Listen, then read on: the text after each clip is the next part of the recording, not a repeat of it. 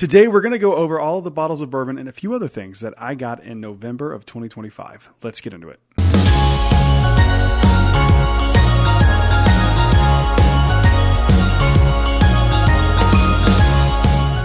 Hello everyone, welcome back to Brad's Bourbon Reviews. I'm Brad, and today we're doing my monthly bourbon haul, and I am very excited to get into this one. I got a lot of really cool bottles to get into, and I can't wait. So enough talking, let's go ahead and get into all of them here. First up was the bottle that I got when I don't have one of these, so I'm excited to have it, but how I got it's kind of annoying. This is a bottle of Shanks 2025 release. This is the bottle that I got when I did the worst ever allocation drop I've ever been to in my life. Terrible bourbon drop during my Thanksgiving trip to North Carolina. Shanks is really good. I've had it before. I've heard this one's not the best, but I don't have one, and I have a bunch of Bombergers, so I'm excited to try and do maybe A/B compare them over on Patreon or something like that. We'll see, but I'm excited to have gotten this one. I wish I didn't have to wait as long as I did at the bourbon drop to get it, but I do have it now. Moving on to the next one. All right, this is just a regular plain Jane Knob Creek 9. I got this for two things. I got it to make cocktails with because I had an idea for a cocktail, and it turned out really, really well. I'm actually going to be doing a cocktail video probably next week. You guys will see that drop, and it will feature Knob Creek 9. So if you like good fall-themed cocktails, grab a bottle of Knob Creek 9 and just wait for that video to drop. It's going to be really, really good. And I've tested all of them multiple times. They are fantastic. Nothing extra to say about this. Knob Creek's a great powerhouse bourbon. If you haven't had it in a while, grab one. Moving on to the next one. All right. So I have a partnership with Fruit Bat. I don't talk about it too often, but every once in a while they reach out to me with something cool. And this one is really cool. This is a bottle of Booker's. It's a 7-year, 1-month batch number 2023-01E. And this is like an export to Australia and New Zealand. So this is a Australian Booker's. And I have not opened this yet, but I am very excited to get into this because I just don't know what it's going to be like. I don't know if they pick specific things that would work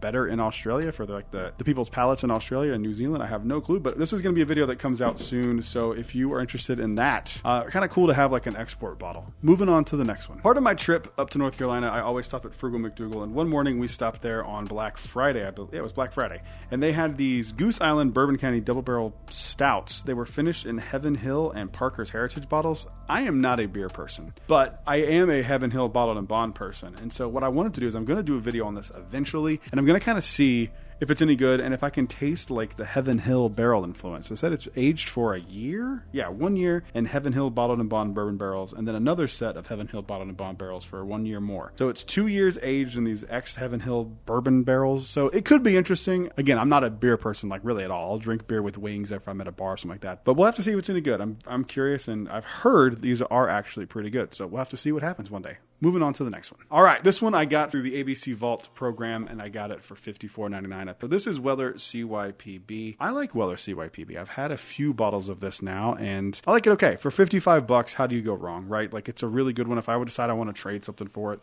this is a pretty sought-after bottle, and I always like to have any of the Weller stuff because Weller is like super hard to get here in Florida. Unless you are a member of the ABC Vault program, you'd only get Special Reserve, and even then, you can only buy Weller products, period, at the ABC stores. So, and they only put out Special Reserve on the shelves. Everything else is in the vault. Anytime I get the opportunity to buy any Weller stuff, I usually go for it, unless it's like a Weller 12, because that just seems to be like so readily available in the ABC Vault now. It's like every time. Anytime I see any different Weller stuff, I grab it, and I got a Weller CYPB, and they're good. So moving on to the next one. This one I got from someone who views, I know you're watching, I don't like to say names, and I forgot to ask you when you gave me this bottle at Food Lion the other day if I could give you credit. So until I explicitly get credit, you can tag yourself down in the comments below. I just leave people out of it because you never know. So this is the Jack Daniel's Sweet Mash selection number 15 of the Distillery series. I love these things, and I'm really excited about this one. Sweet Mash is very interesting because Jack Daniel's is known for their sour mash. Coming in at 117 proof. I am very curious about this bottle. This is one of these things that I collect that I'm going to keep collecting no matter what because they just are so interesting to me. So I can't wait to get into this and try it and see what I think.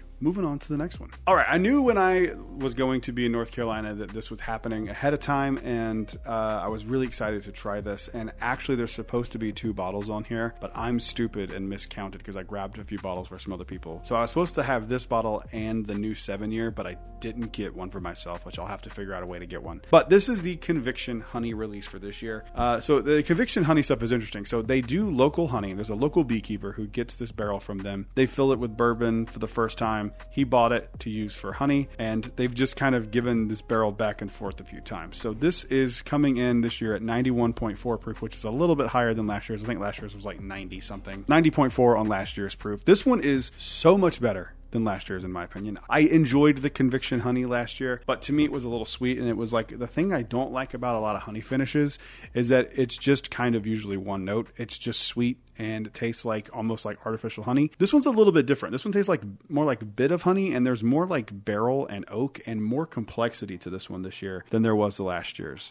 And that seemed to be the consensus of everyone at the distillery that had tried it. So I think I'm going to have to do a side-by-side video at some point just to see which one's actually better. But leading up to it, I tried it a few times before I went to North Carolina because I knew this was coming out. I knew I was going to get it. And luckily, I was able to count properly on my honeys. But I'm excited to really get into it and dive into it because I did try the distillery, but small amounts there at a tasting. So we'll have to give it another shot, but I really enjoyed this bottle. Moving on to the next one. One of my favorite things about having a YouTube channel is that people watch it, and people who know me watch it, and people who get really cool bottles know me and watch it. So this was a trade I made with a buddy of mine. I was able to trade it for my President's Choice rye. Now, why did I do that? First off, not a big rye person. Secondly, it was the younger version of the President's Choice rye, and I had heard that it wasn't as good as the one that I had initially. And when he told me he had this bottle, I was like, I need it. This is the one that I really wanted when I was in Kentucky for Kentucky Bourbon Festival, and I just couldn't get my hands on it for whatever reason. And I finally got one. This is the Heaven Hill Unity bottle.